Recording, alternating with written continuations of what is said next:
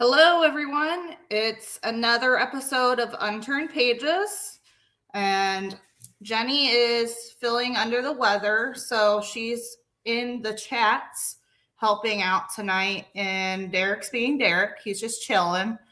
He's been working over 50 hours, so I understand that because I've been working a lot of overtime myself for the past year. But we have a very special guest tonight.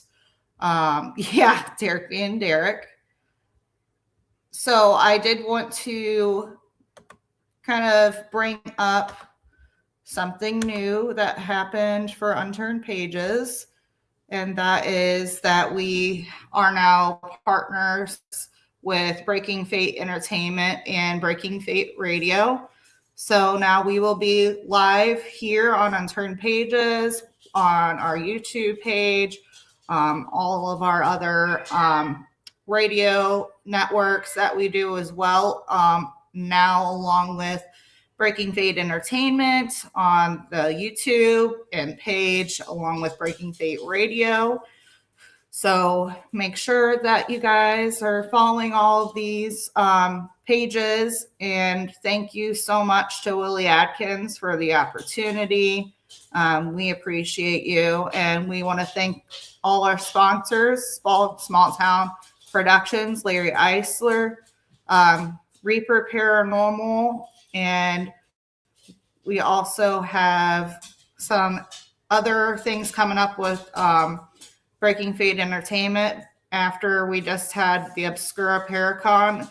If you didn't go this year, definitely make sure to get out there next year. It was a great Paracon. Jenny did a phenomenal job running it. Very much so fun. And we are going to be also having a Witches and Wellness Expo coming up in July, I believe. Let me double check that. So we also, let's see. July 11th is the Witches and Wellness Expo. And also, 11th and 12th.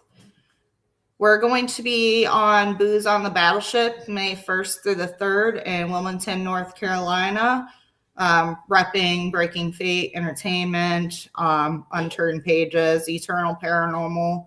It's going to be the biggest thing that Eternal Paranormal has done thus far as like a Paracon, Expo, all that above. So it's going to be so much fun. It's going to be a historical vacation for my family as well, because we're bringing the kids. So they're super excited. I'm super excited. Yep. But with all that being said, Jenny also has some other stuff coming up. She's popping up here.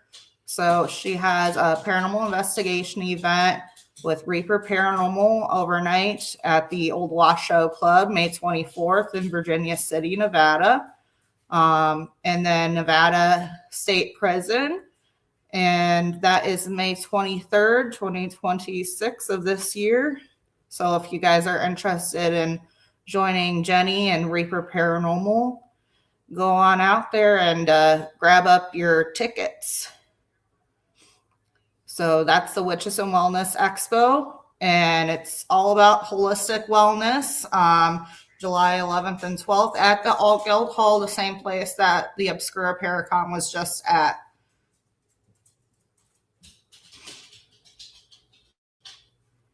We have special guest April 12th. Larry Eisler is going to be on. He's filmmaker, author, and investigator. And then on April 19th, we have the lovely Heather Rebel. She's a paranormal investigator and author as well. And she is from the South. She's a badass. We got Grady Hughes coming up April 26th from Grey Duck Paranormal. And we have Nick Sarlo on May 17th, if I can see that right, because I'm blind as a bat and I need glasses. And Derek just joined. I was watching another show and they wrapped it up, so here I am. Seems like you're doing a dang good job here. It's all Jenny. It's nothing to do with me. Is she running background? She is. Jenny. Hey, if Jenny wins this Horn Paranormal equipment in this raffle, I am plunging my ass into the Mississippi. You will not. I know. You don't like getting anything dirty on you. She does. I won't never do a raffle with her in one anymore. Nope. Jenny's in it. Count me out. So we got Ari. She's up on her stage now.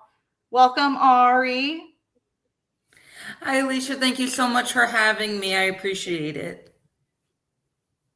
It's awesome to meet you and tell us a little bit about yourself.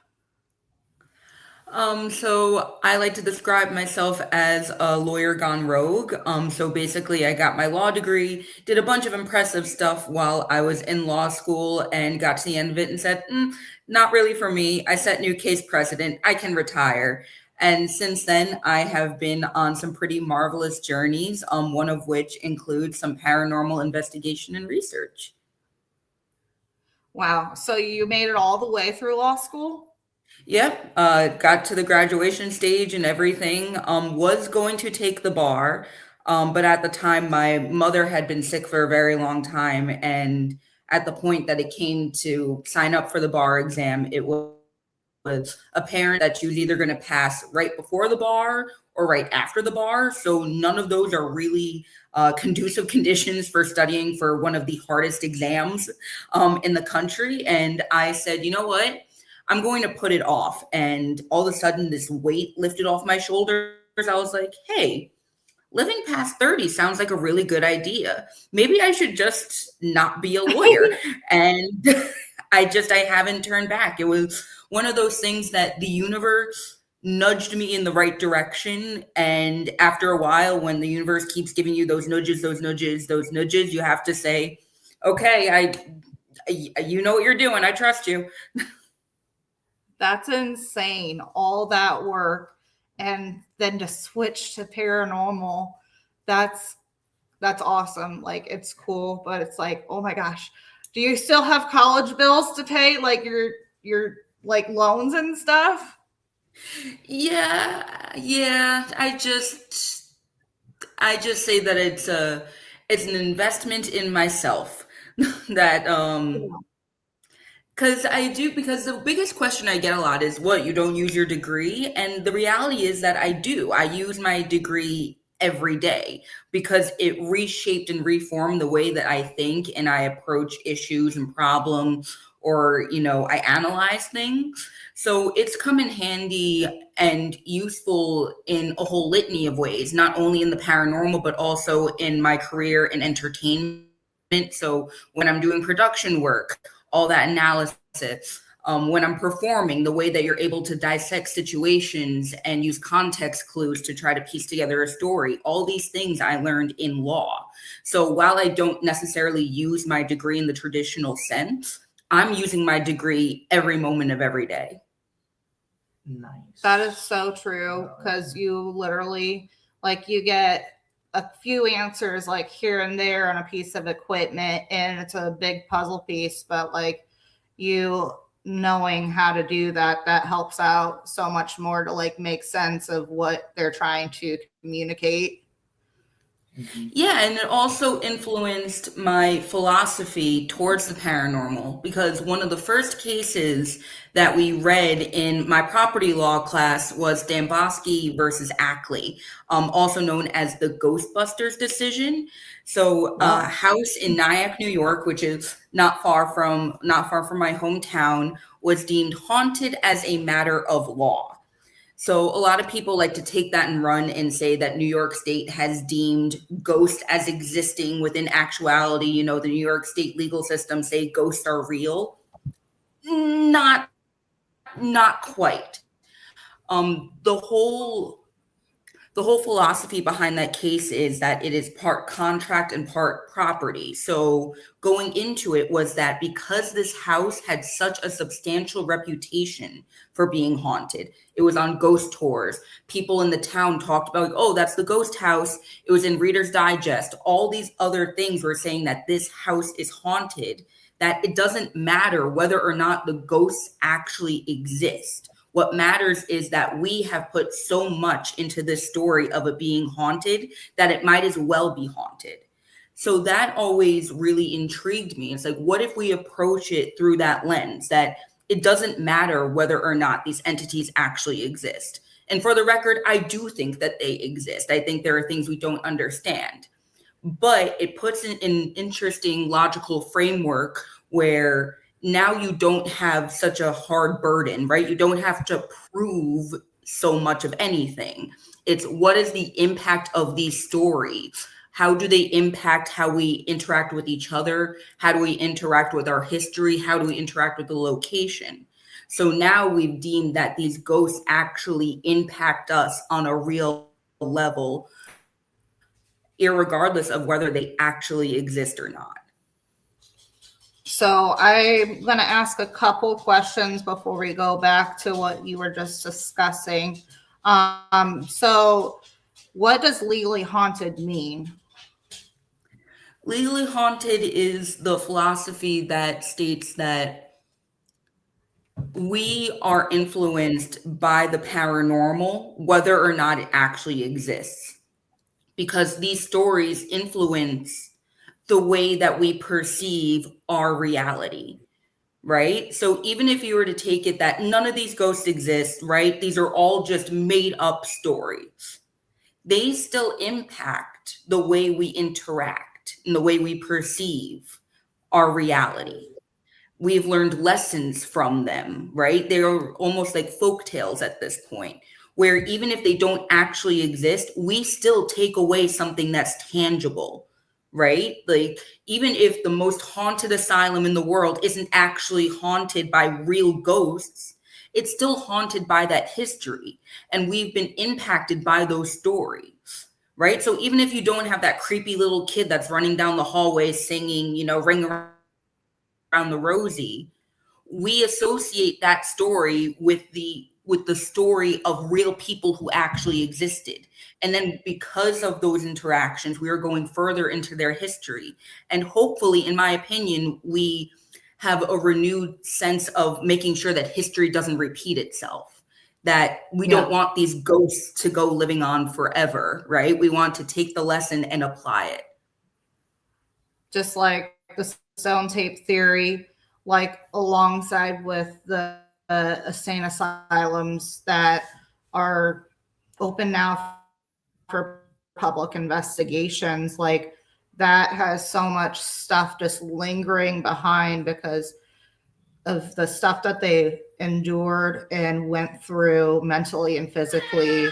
And now to go from back then to how it is now with individuals with developmental disabilities, people with alcoholism and stuff, like we are trying to repeat that past. Like we've gotten rid of restraints, lobotomies, electroshock therapy, and stuff like that. And we make sure that they are fed well, that they are treated like a human being, and that they have enough staff on hand back to like when they didn't have that back then.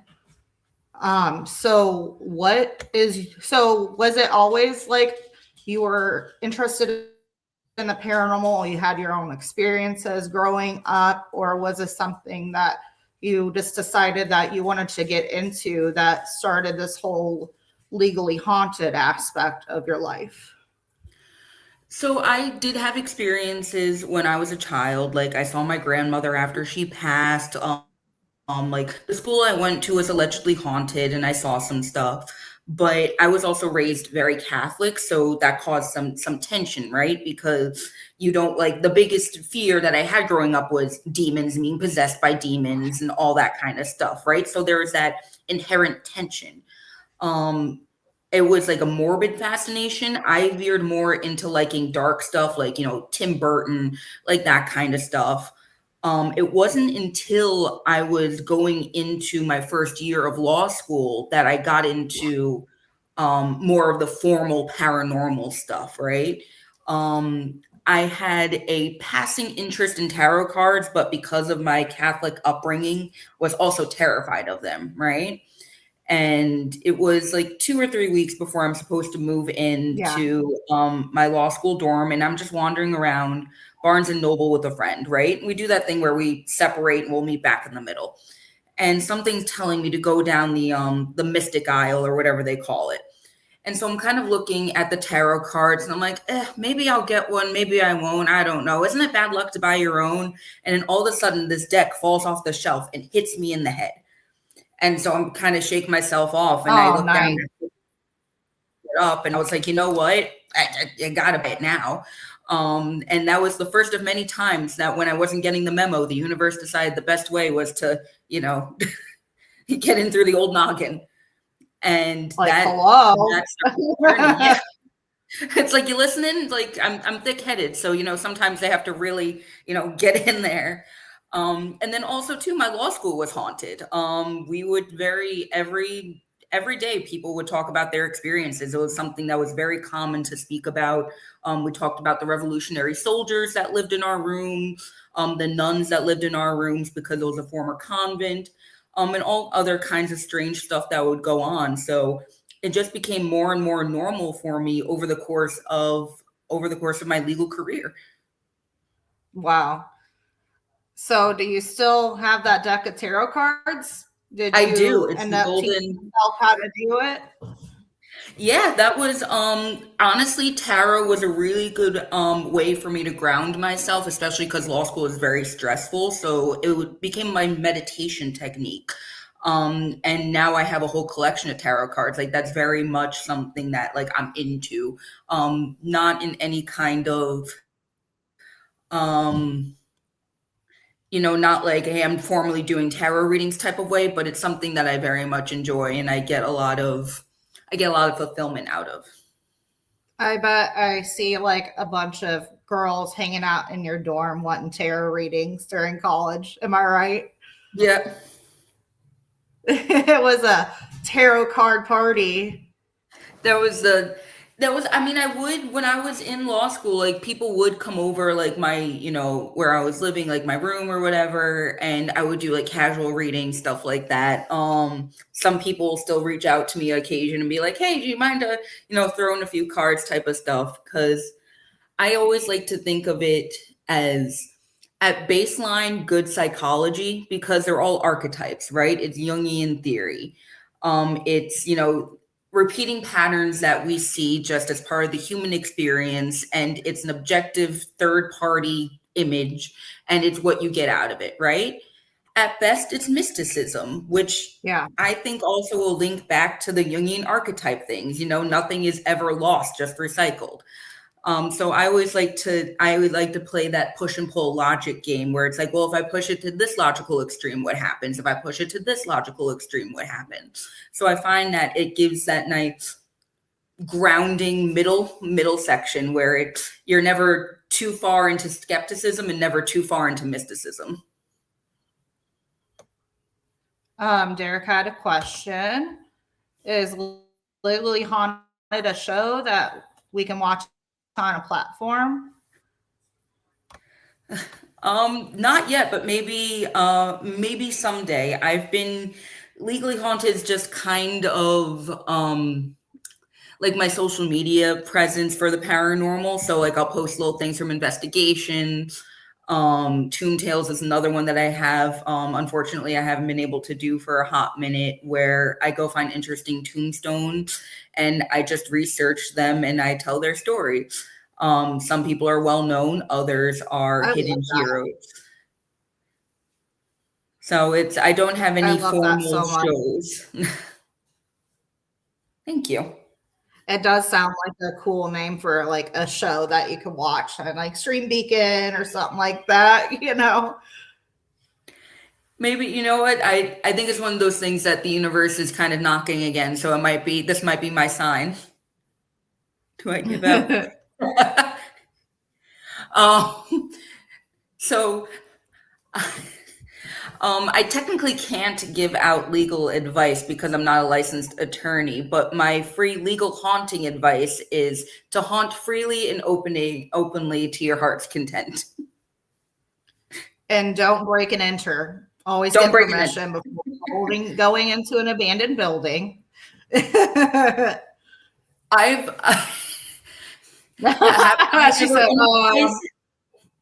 well, I always like to use, attractive nuisance as a very good defense. Like if you're not doing anything to keep it closed off from people getting in, then it's just an attractive nuisance. And that's that. That is very true. Like you're not going in there damaging property and stuff,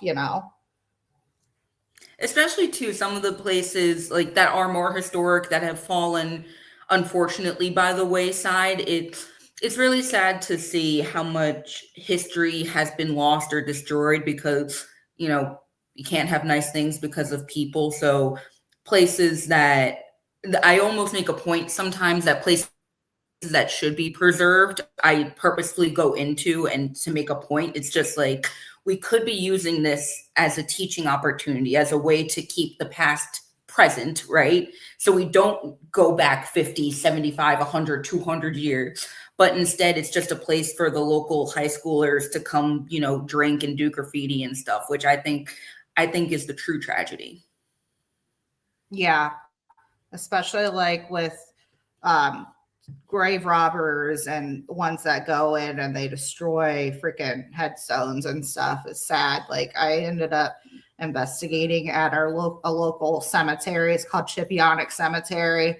And I was walking through using my SB7 and I was like, what happened to this one? Because it was knocked over and it says it's a tragedy or something like that. It come through. It was sad, to get that to come through.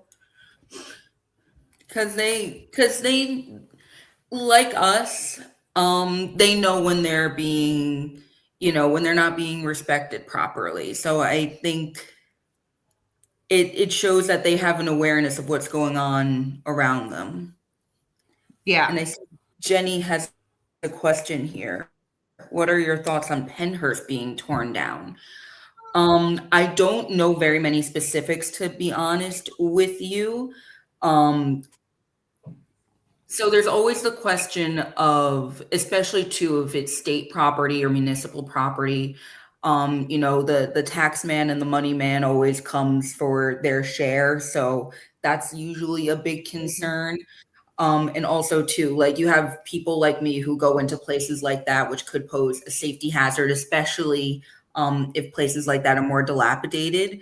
I'd be curious to see what they're going to do in light of it being torn down to preserve the massive amount of history that is there, because it being torn down doesn't necessarily have to be, it doesn't have to be something that's tragic. Also, your cat's adorable. They're turning it into a data center. Oh my God. Okay. I don't like that. I don't like that one bit.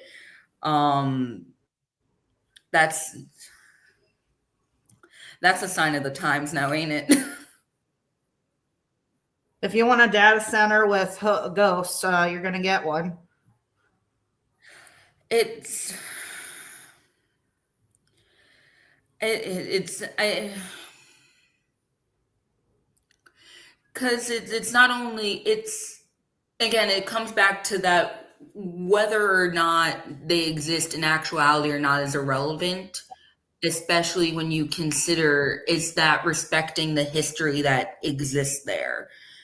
So on one end of the spectrum, I think it's a really bad idea to put a data center where there's been years upon years of tragedy and pain and suffering. I just don't think, if you're going purely on vibes, that's not passing the vibe check.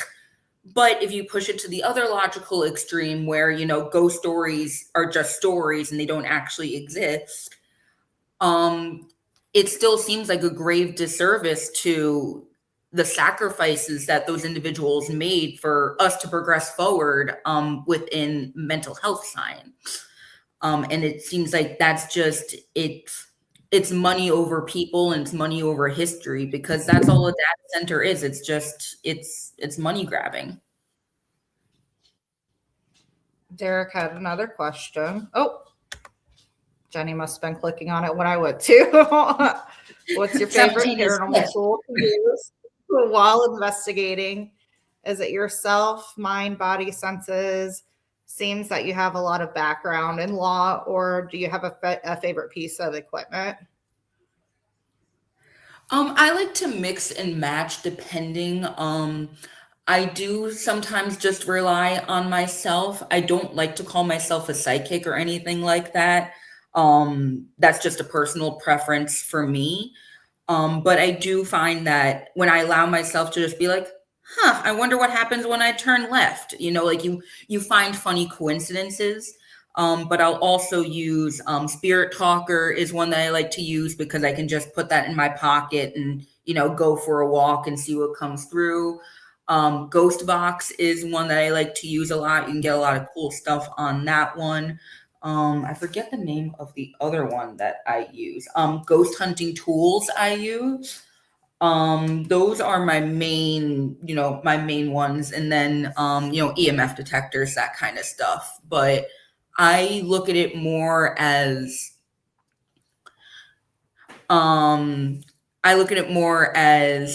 that's interesting, instead of like anything being like hard evidence. Cause I also don't think that I'm not out to prove anything to anybody. You either believe it or you don't. But it's always, I like to have that, that's interesting folder, and then kind of see where the story unravels that way. What are thoughts about the Conjuring house and all that? I have many thoughts about the Warrens. So I have not been to the Conjuring house. I've driven in the area of the Conjuring house. But I know there's a lot of real estate drama around the Conjuring house. And I'm be honest with you, when it comes to anything with the Warrens, I give it a side eye. I'm very critical of the Warrens and their research, to be totally honest.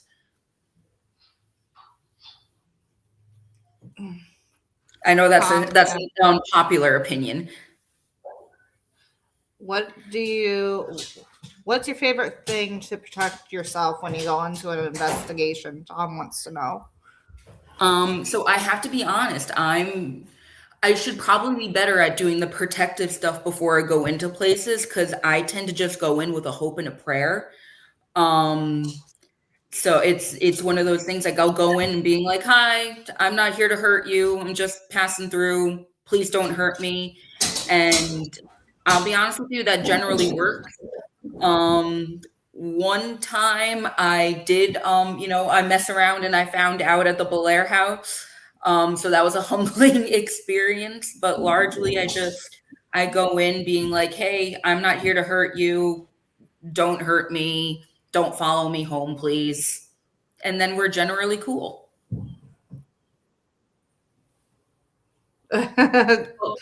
Tom, he said that guy behind you is kind of scary. Scary.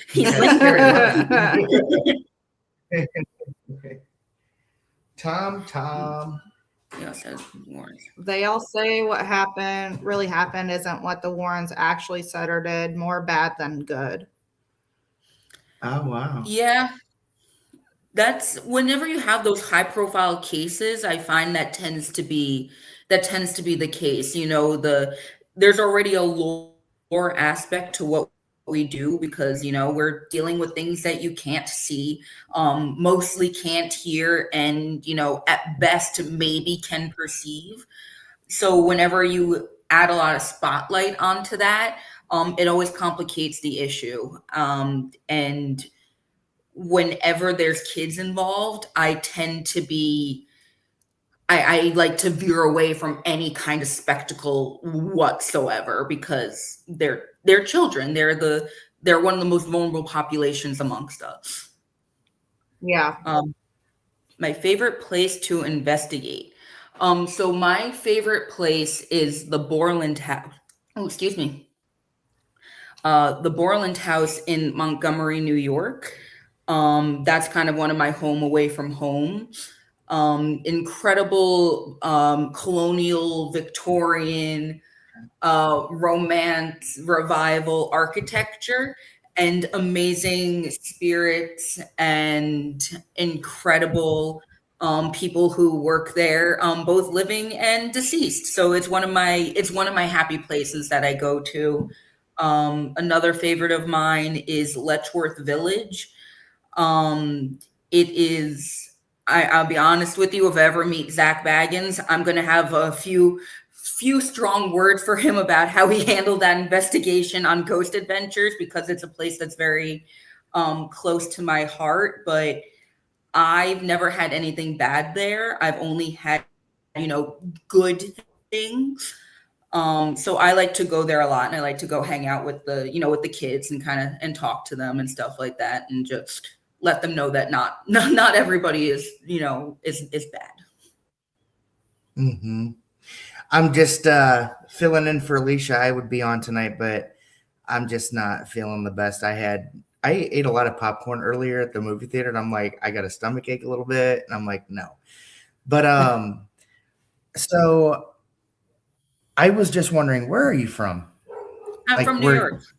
Where are you coming out of? I knew it because and you know what? Because I didn't get the very beginning of the show, but it's so funny because I had that, I was like, Boston, New York.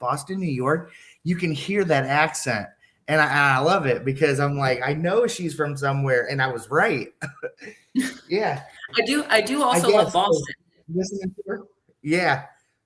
I was like, she's from New York. We'll go have a cup of coffee sometime. Cup of coffee. Yeah. I love it. Anyway, I'm going to let her get back on there, but I just had to ask that because I was like, yeah. But anyways, good talking. Feel better. I'm back. Sorry. Welcome back. What? Okay, so I was gonna ask, my next question was, where was the first place that you investigated at? So my first formal investigation, like me going in being like, I am going to see if I can, communicate with spirits, was the Shanley Hotel. Oh. Yeah, that was my first, I was thinking of the Stanley. Okay, the Shanley Hotel. Where is that at? I've heard of it. That's also in New York. That's in oh my gosh, Napanoch? No, Ellenville? Some Catskill region. Totally blanking right now. So sorry, Kelly. It's like Ellenville territory. I'm blanking on what town it's actually in. Oh wow. It has an Ouija board on the roof. Yeah. It's a really cool place to investigate. Like a full-size Ouija board roof? I think it's on the inside. Jenny, help me out here. It's been a hot minute since I've been there. I'm phoning a friend. Because last time I was there was last year, 2 years ago. So what's the history behind the Shanley? She said it's on the roof of the Shanley.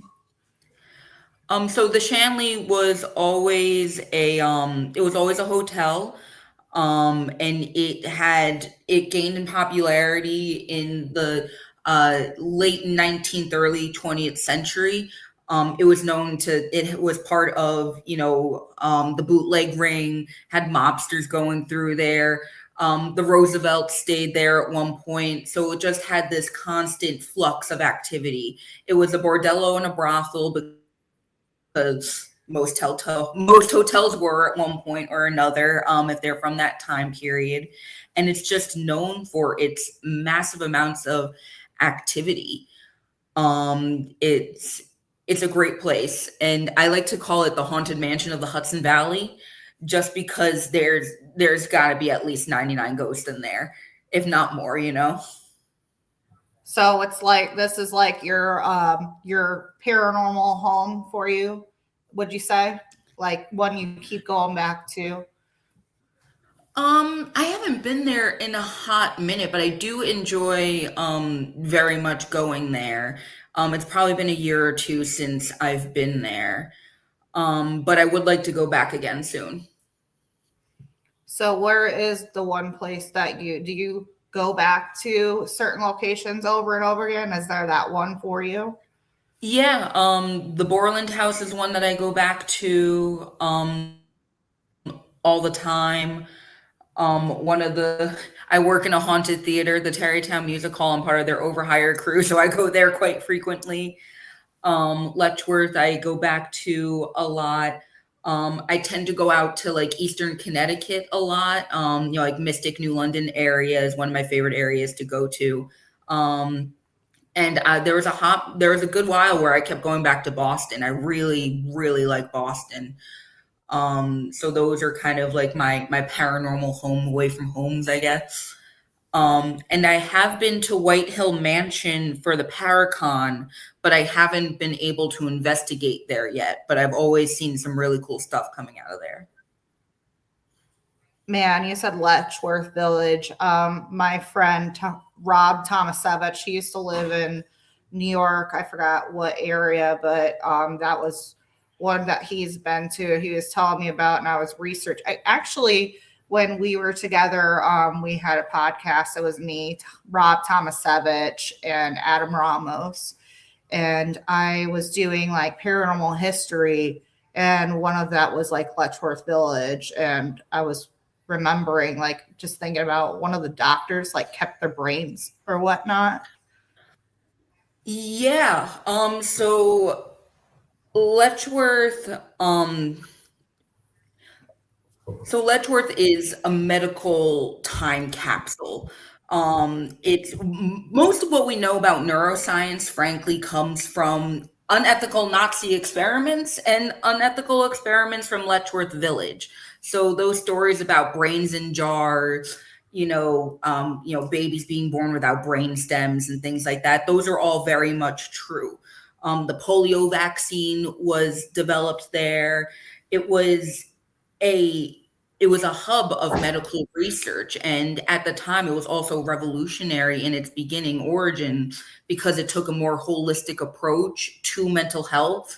They were kind of like, hey, maybe instead of chaining them up and treating them like zoo animals, maybe we, let them have jobs and have a community and have rooms and garden and, do work, things like that.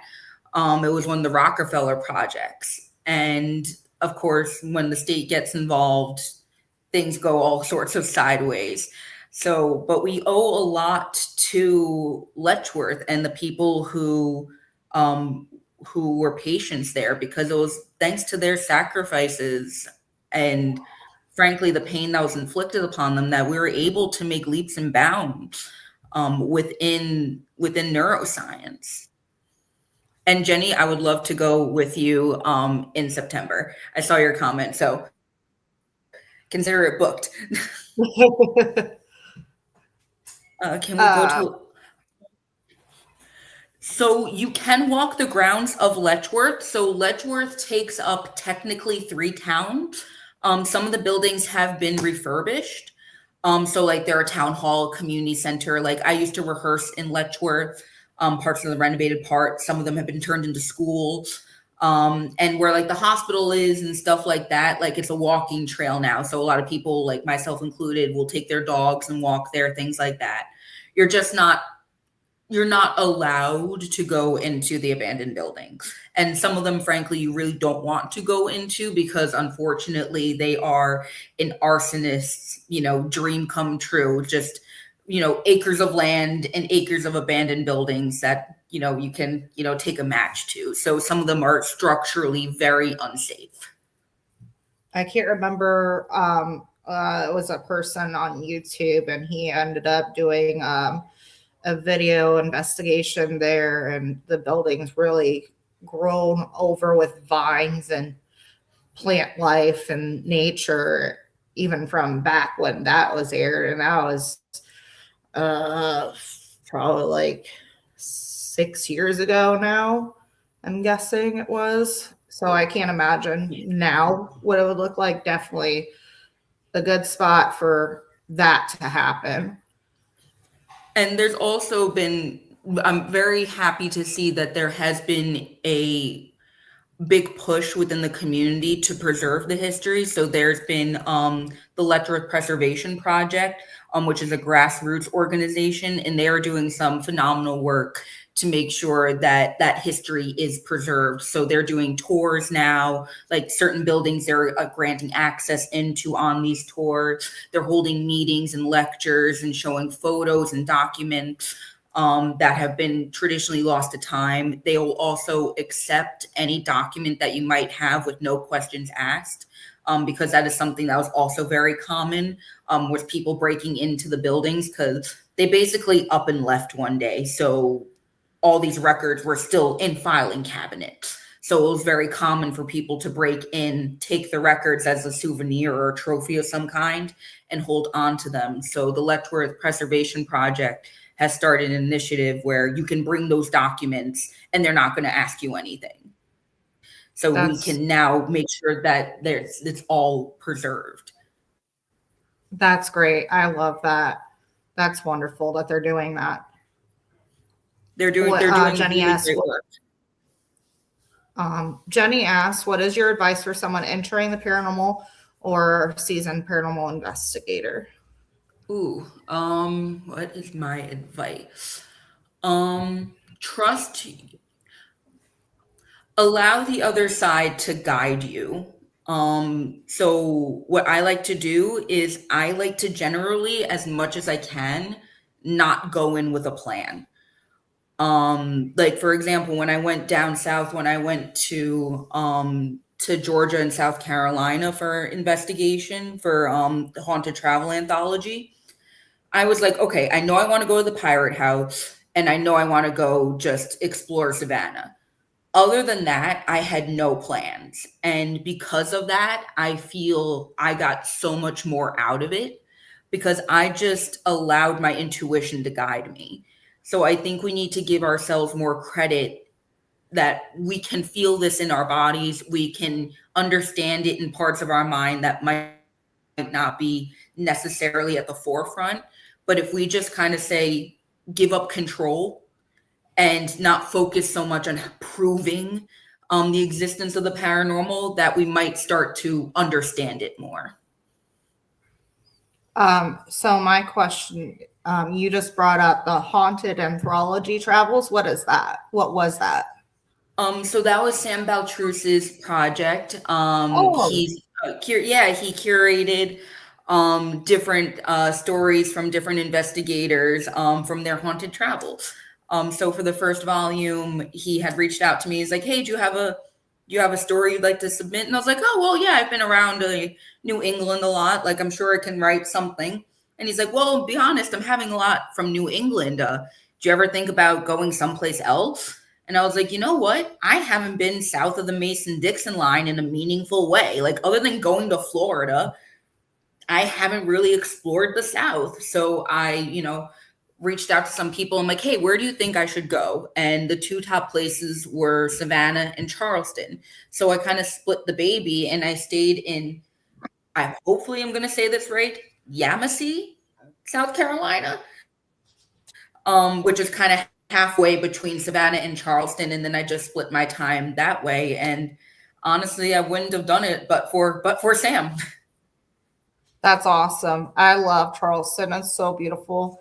Derek and I actually, on our honeymoon, we ended up going there and doing some travels around Charleston. So beautiful and so much history there. It's just breathtaking and very hot. I went in December. Like I did that on purpose. I was like, I finished the semester and I was like, I'm not going down south anywhere after February. So I might as well go in the winter time. And it was quite lovely then. But I can only Yeah, imagine what it would be like in August. And I was just like, no thanks. we were there in July. Oh. Yeah. It's a hot one. Derek asked, have you ever tried investigating any of the places that were involved, like gangs of New York or anything? Oh, like gangs, like Bill the Butcher gangs in New York? No, I haven't. I should though, because I do like that history. So that's something that I haven't investigated much of New York City. Like aside from some theaters, I haven't done much in the city. So that might be on my to-do list for 2026. Oh, there was Angie and Shane McLean said they live 1.5 hours from Charleston and Beaufort, South Carolina. Oh, hey, love you, Shane. Savannah Ghost Tour with Patrick. Great. Want to check out more places there. Savannah, I adore Savannah. Savannah is one of the places that I miss frequently. I really do. Great people, great energy. And just so much natural beauty. Like it was absolutely breathtaking being there. Oh, that would be cool. Bringing a spirit box to Ellis Island. I wonder if we'd be able to imagine being able to hit up your ancestors that came through there. Like great grandma comes through or something like that. That'd be dope. Yeah. That'd be really interesting. I also haven't been to Ellis Island. That's someplace I should also go to. You'd think that I'm right here. I should go to these places, but I guess that falls under when you're a local and that's in a weird middle ground tourist area. But I would love to go to Ellis Island. That's a really cool idea. I was going to ask you, it seems like you know a lot of history about locations and stuff. Is history one of your big things that you love? And do you utilize the history when you're going into a location to investigate? Yeah, I've always been a really, really big history nerd. Ever since I was a little kid. Once I started reading Madeline, I of course had to go and research all the history of Paris. And then once we started studying the American Revolution, I had to learn everything about the American Revolution. That's always been something that's been really important and special to me. And I do find that it comes in handy when going into investigation. Again, like I said, my philosophy isn't really going in there to prove anything. But I do like to have some research done beforehand because I figure if they do exist, right? If these ghosts are real, it would be nice to go in there and be able to have a conversation with them and at least have a baseline of, hey, maybe here's some common cast of characters that we can talk about. That happened at the Samuel Miller Mansion when I was there with Ron Iacovetti and Lourdes Gonzalez were doing Staticom there. And I was and I know that George Shaw had been through there, and I had just maybe a week or two before that investigated the Absecon lighthouse that he was the architect of, and later became the general of Gettysburg. So I was like, hey, do you guys know the name George Shaw? And something came through the Staticom going, George? So I always found that really, really fun, where it's you can, if you go in knowing a little bit about who you're talking to on the other side, that might incite them to more conversation instead of the same, can you prove to me you're here? Knock 3 times. Because I'm gonna be honest with you, if you come into my house and you start saying something like, prove to me you're here, I'm gonna be like, no, and sit there with my arms crossed. But if you come in and you're like, hey, so I read about blah blah blah, do you know them? I'd be more incentivized to have that conversation. So I kind of keep that mindset whenever I'm going to an investigation. So the research isn't to really prove anything. It's in hopes that maybe I'll be able to have a better conversation with whatever might be there. Yeah. Jenny asked, do you research before investigating or after? A little bit of column A, a little bit of column B. Because I do find that there have been times that my investigation fueled a different path of research. So I'll kind of generally go in with what I like to call like the Wikipedia overview. You know, I'm not doing like hardcore academic research, but I'm doing some due diligence just so I'm familiar with what I'm walking into. And then after that, sometimes more often than not, the investigation will kind of give me more of a direction to research. I was going to say, so do you feel like knowing the history of a location kind of goes hand in hand into the legally haunted aspect? It definitely does, because a big part of that philosophy is the backstory and the reputation. So knowing the history helps to influence why we have these stories outside of people say that they're experiencing it, right? Like, you know, places that are old and have history, they tend to have more ghost stories, right? So it definitely helps when you're going in, fueling that mindset of trying to parse out what are we getting from these stories and what about it is fueling, the paranormal activity in the area.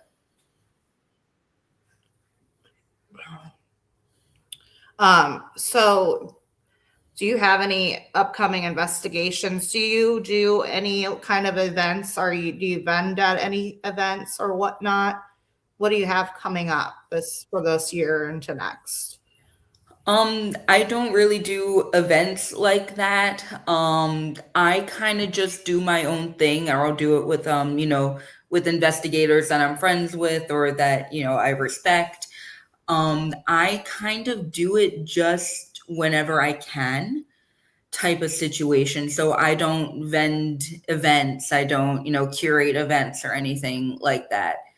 In terms of any investigations I have coming up, I'm going to let the other side tell me. They'll let me know when the time is right. I know my friend Henry from the Borland House is getting antsy because he keeps the name Henry keeps popping up for me. So I know he's wanting me to come back for a visit.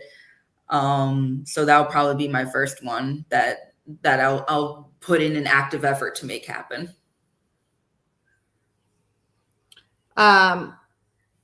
Is there any time that you've had like something funny happen to you during like an investigation, like from spirits, or like just something funny that you did or somebody else did that just made you laugh so incredibly like hard?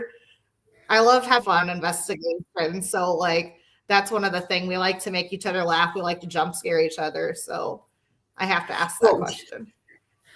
I find that in my experience, a lot of times that ghosts are very sassy. Like there have been times where, you're interacting with the spirit box and stuff like that, and they're giving you responses that you're like, okay, queen, like go off. Like they'll sass you, they'll joke with you. There's one recording from the Shanley too, where somebody made a joke and the ghost fox laughed back. This one time I was in Letchworth. I forget where we were walking, and it was a group of people, and most of them I hadn't investigated with before I was invited to join the investigation. And we both rounded the corner, and I'm pretty sure I have it on film somewhere, and we scared each other, and our phones flew in the air. So it was like just like free falling. We're like, all right, like the ghosts haven't scared us once, but we scared each other. We got that in the books. And like there was one time in or Mid-Orange Correctional. We were in like the synagogue area, and we were dancing with the spirits. Like the cat ball started going nuts when we started playing music, and we were kind of just dancing with the ghosts. So that was something that was really fun, and that was almost healing in a way, because it's nice to know that, because I feel sometimes one of my biggest gripes with the paranormal is that we focus so much on it being scary or evil, but you have instances like that where we're having basically one big party. Like we're bridging the gap between this side and the other side through something like that we share in common, which is music and dancing. And I really think that we should focus more on that within the paranormal community. Yes, we like using music during investigations too. We actually were playing like Get Low or something like that when we were at Edinburgh Manor. And Kat Armstrong, the tour guide, she was there too. We were having a freaking blast, and they're probably like, what is this kind of music, you know, from back in their time period? It's like a cultural exchange almost, right? Like, because you play music from their time, you play music from our time, and it's like having a conversation with them. Yeah. Have you ever been to New Orleans? No, I want to so bad. One of my my childhood best friend and I, we were planning a trip to go in the near future, because they have been, I haven't been yet. So that's definitely on my bucket list. And I 1000% approve of playing Pink Pony Club in a Catholic church. That's awesome. That's hilarious. Was this church shut down or was it active, Jenny? Like,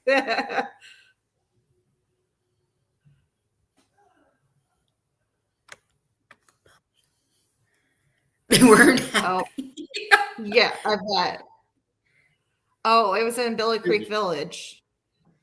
Where's Billy Creek Village? It's in Indiana. Okay. I don't remember what city though. But yeah, it's a bunch of different villages, like Old Town. That's cool. Rockville, Indiana. 17th century twerker.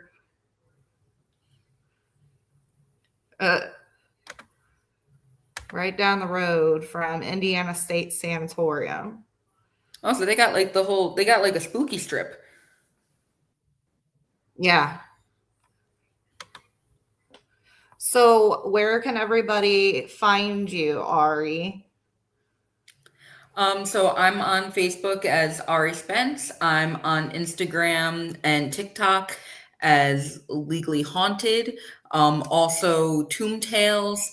And then my one that's been, my social media since forever, since Instagram first came out, is Legally Punk. So you can kind of see the theme here.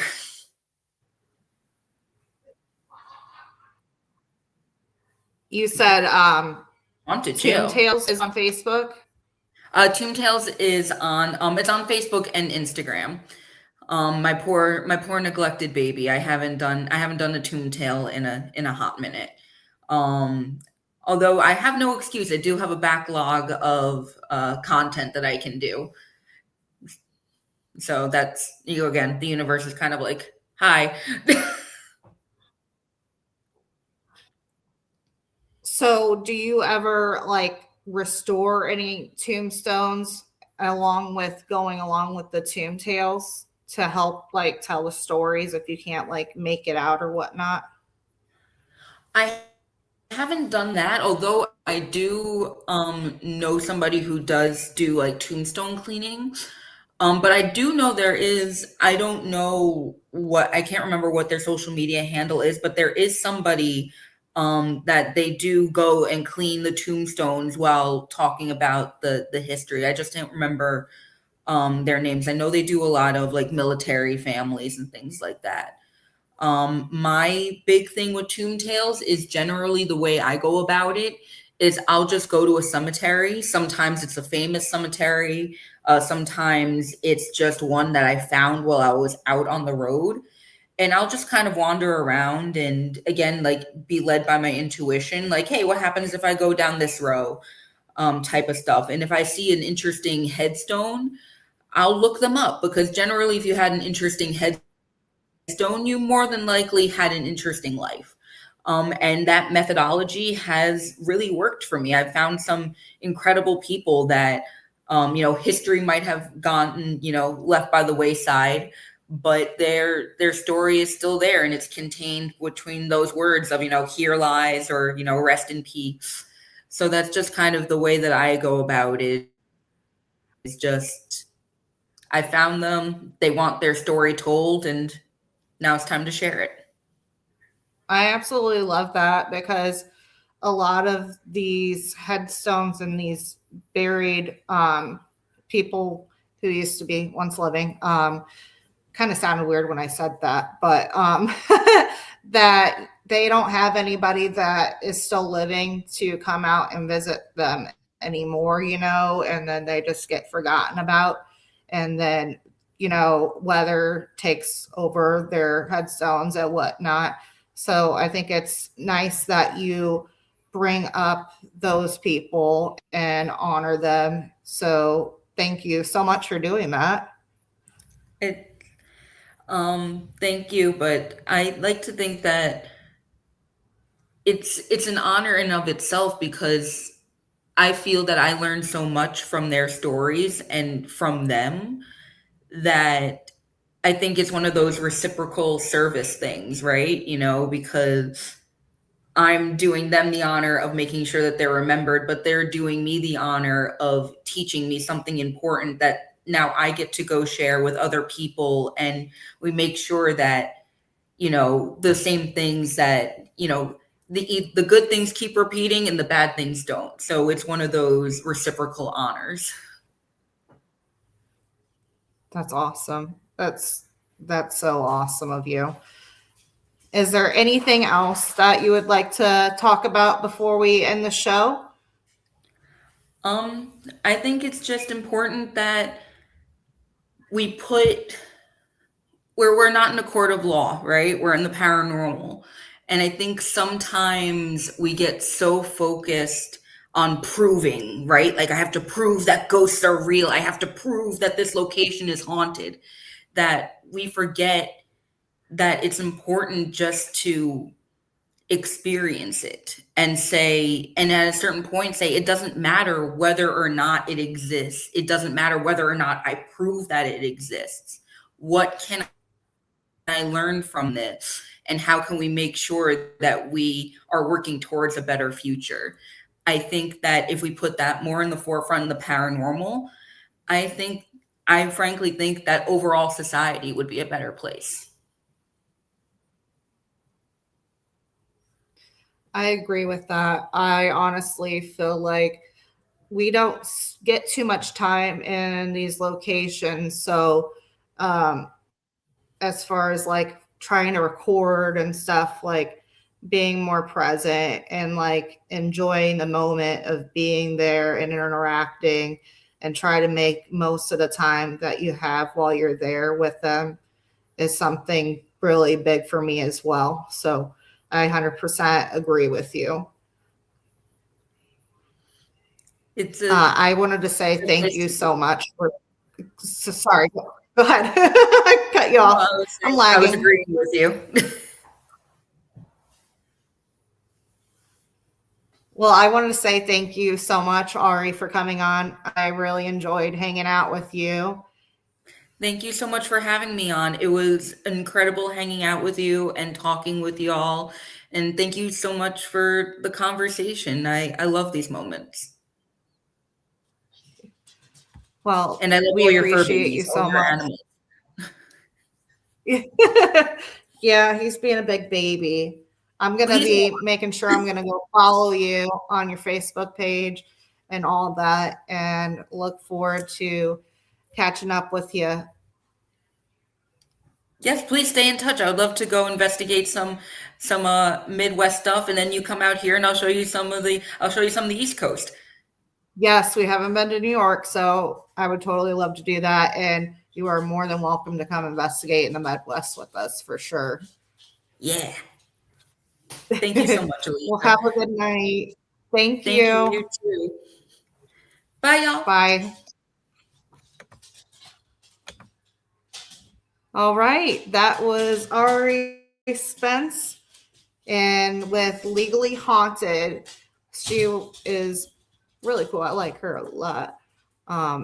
Good vibes. Definitely good vibes.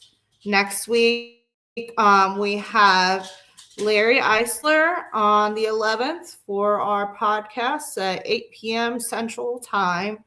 But I want to say thank you again, Ari, for coming on. You're a wonderful, wonderful person.